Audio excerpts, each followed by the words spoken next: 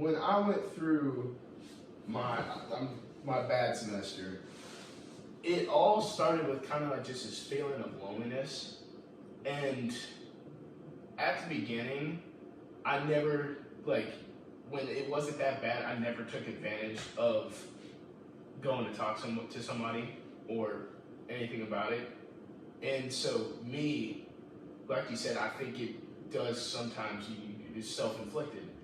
So me not taking advantage of the time I had, like that window where it first started wasn't that bad, taking that window and not reaching out for help right then and there, just shot myself right there, right in the foot.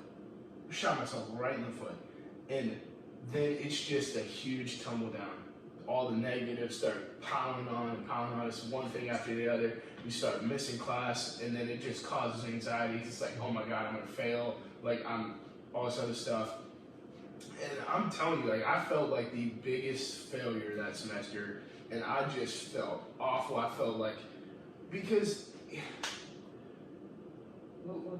it sucks to like hurt yourself, but when you bring others into it, that's what really hurts. Because my dad is my rock, and he has been there for me for everything, and he helps me financially for whatever I need, and he helps me pay for classes and everything. And so wasting that semester's worth of money right there, dude, it killed me. It killed me. More than like not dropping out of classes in general, like that hurts me.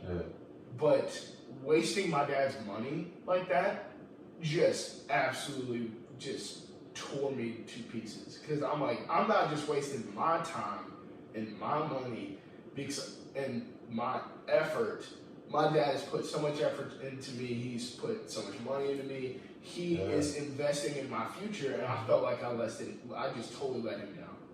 And so, just a feeling of failure, just stress about financial stability, just like literally not having any money, not being social, losing friends.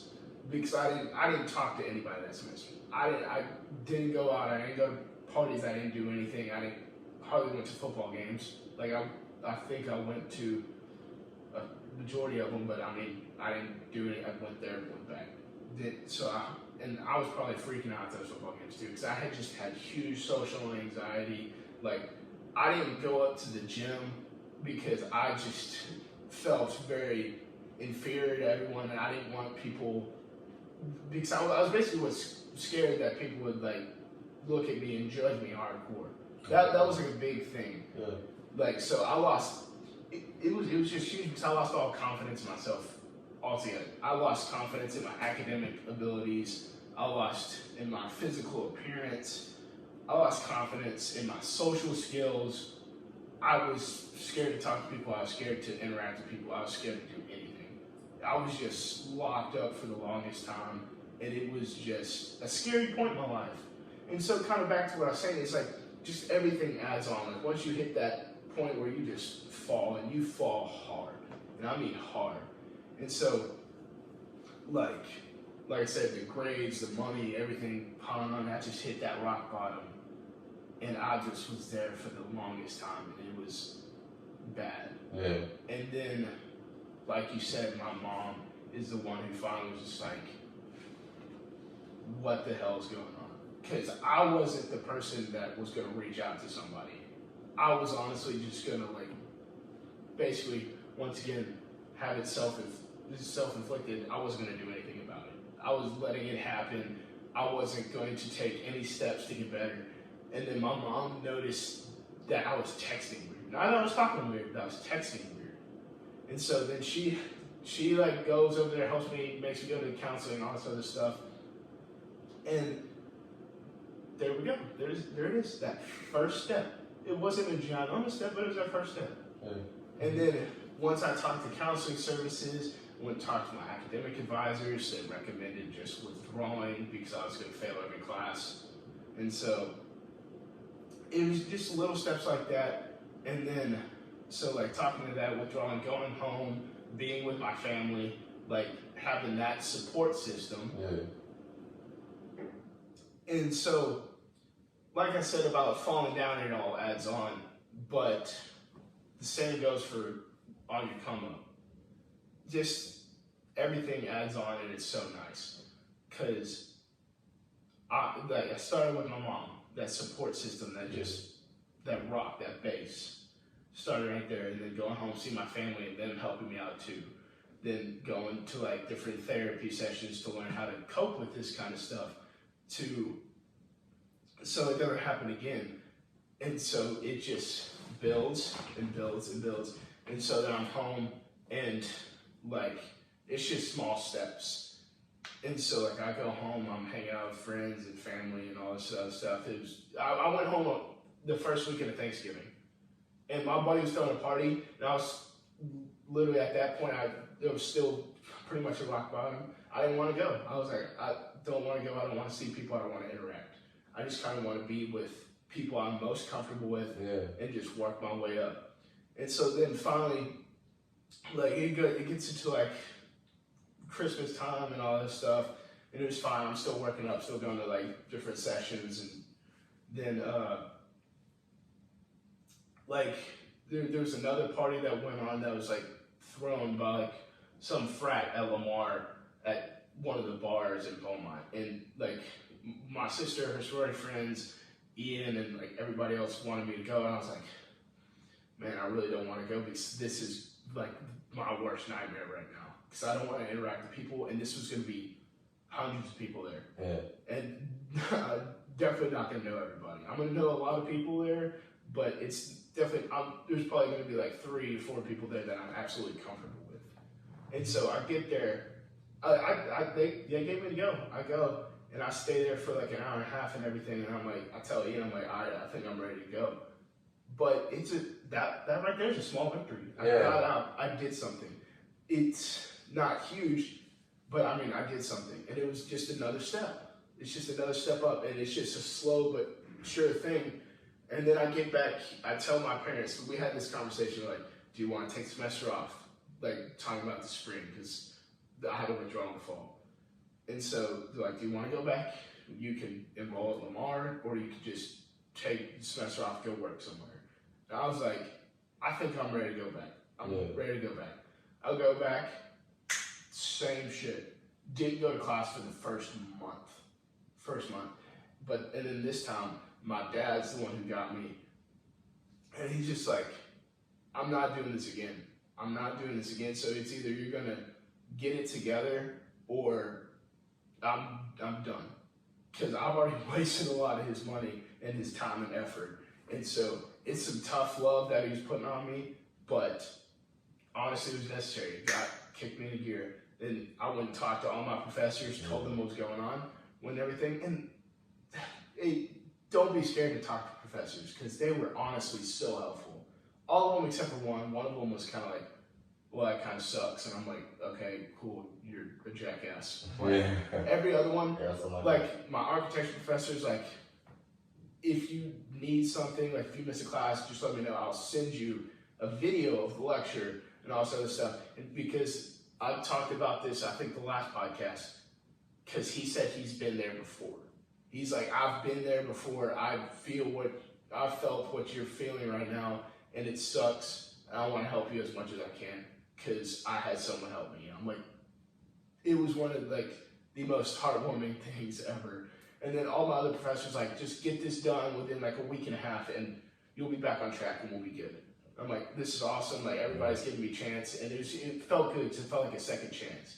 And I get there, and I just go to class, I go do my thing, and there's, once again, you're gonna have your falls on your climb. So I have my climb that first month, I just fall down again. It wasn't as bad as what it was the semester before, but then ever since then, I'm just on a climb. That's all it is. It's just a climb, and you're gonna get better and better. And like I was saying, it just adds on from that support group to adding on to that support group, interacting with friends, actually going to class, everything's coming back. My social life's coming back, my academic life's coming back, like my mental health and my physical health have all been getting better and better since then. And that's another thing I forgot to mention. That low point in my mental health, lost 30 pounds, everything, physical health went down the drain. So physical health and mental health intertwined right then and there.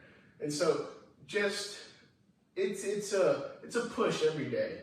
So if you just keep pushing and working hard, you got this. Everybody, and I think one of the biggest things that upset me a lot about that process is because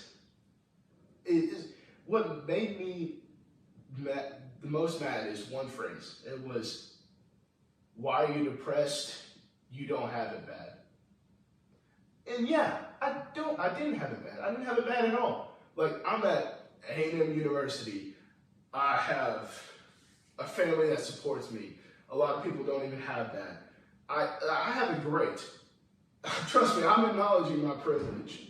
I have it great. But because I was the same way at one point. I'm like, when these Hollywood actors or NFL players or these sports, they have millions of dollars, they're on top of the world. They still have mental problems too. They have that mental stability that just kind of like teeters.